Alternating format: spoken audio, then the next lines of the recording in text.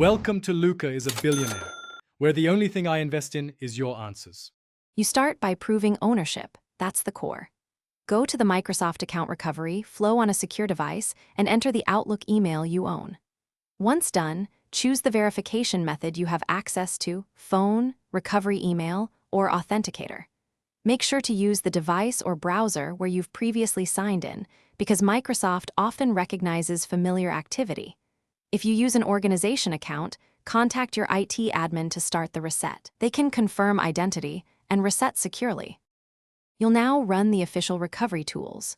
First, request a password reset from the Microsoft sign-in page and follow the verification prompts. This is the fastest path. If reset isn't available, check your browser or operating system password manager, because browsers often auto-save credentials. If neither works, complete the long account recovery form. Provide accurate details like past passwords, exact account creation date, and sent message recipients to increase chances of success. Keep notes. Finish by creating a strong, unique password and updating recovery options so you don't repeat this. Once you reset, sign out other devices and reconfigure app passwords for mail clients. If you're blocked, contact Microsoft support or your company administrator. They can verify identity and lift holds.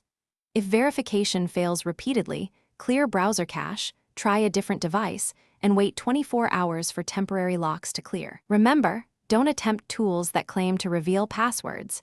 Use official channels to stay secure. Thanks for watching, and please subscribe. It's the best investment you'll ever make.